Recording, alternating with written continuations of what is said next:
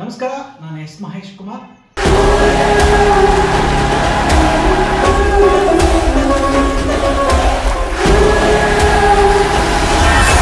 ನಾನು ಈಗ ತಾನೇ ಕಣಂಜಾರು ಅನ್ನೋ ಒಂದು ಸಿನಿಮಾದ ಟೀಸರ್ ನೋಡಿದೆ.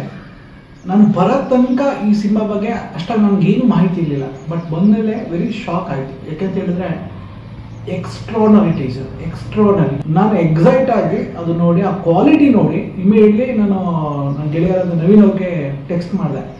ಎಕ್ಸ್ಟ್ರಾರ್ನರಿ. ನನಗೆ ಮೊದಲೇ ಇಷ್ಟ ಆಗಿದ್ದು cinematography. It's A wonderful. Hats sir, ನಿಮ್ಮ ಒಂದು ಫ್ರೇಮು ಸೂಪರ್ ಆಗಿದೆ. ಒಂದು ರೈನ್ ಎಫೆಕ್ಟಲ್ಲಿ, ಆ ಒಂದು ಫಾರೆಸ್ಟಲ್ಲಿ ಒಂದು ಟೋನ್ ಕ್ರಿಯೇಟ್ ಮಾಡಿದರೆ ಎಕ್ಸ್ಟ್ರಾರ್ನರಿ ಆಗಿದೆ. ಅಗೈನ್ ಒಂದು ಹುಡುಗಿನ ಅಪೂರ್ವ ಅಂತ ಒಂದು ಹೀರೋಯಿನ ನಿಲ್ಲಿಸಿ ಒಂದು ಏನು ಹುಡುಗಿ ಅಲ್ಲಾಡ್ದಾಗ ಇರುವಂಥ ಒಂದು ಫ್ರೇಮಲ್ಲಿ ಹೀರೋನ ಎಕ್ಸ್ಟ್ರಾರ್ಡಿನರಿ ಎಂಟ್ರಿ ಕೊಡ್ತೀರಾ. And out performance super.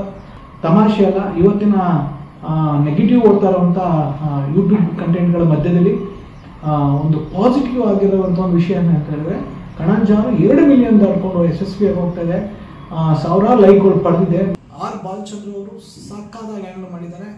ನಾವು ಡೈರೆಕ್ಷನೇ ಕಷ್ಟ ಸರ್, ಡೈರೆಕ್ಷನ್ ಹ್ಯಾಂಡಲ್ ಮಾಡೋದೇ ಕಷ್ಟ ಅಂದ್ಕೊಂಡಿರೋ ಟೈಮಲ್ಲಿ 3 ವಿಭಾಗನ ಸಕ್ಕತ್ತಾಗಿ ಹ್ಯಾಂಡಲ್ ಮಾಡಿದ್ದೀರಾ.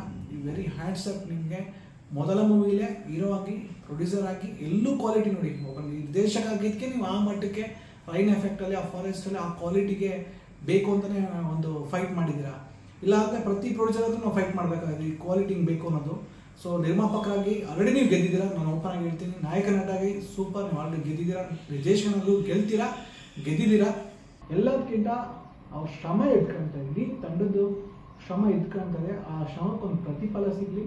ಈ ಸಿನಿಮಾ ದೊಡ್ಡ ಮಟ್ಟಕ್ಕೆ ಇಟ್ಟಾಗಲಿ, ಇಂಡಸ್ಟ್ರಿಗೊಂದು ಸಕ್ಸಸ್ ಸಿಗಲಿ ಆ ತಂಡಕ್ಕೆ, ಆ ಸಿನಿಮಾಗೆ ಅಂತ ಹಾರೈಸ್ತೀನಿ. ಮತ್ತೊಮ್ಮೆ ಆಲ್ ದಿ ಬೆಸ್ಟ್ ಕಣಂಜಾರು ಮತ್ತು ತಂಡಕ್ಕೆ.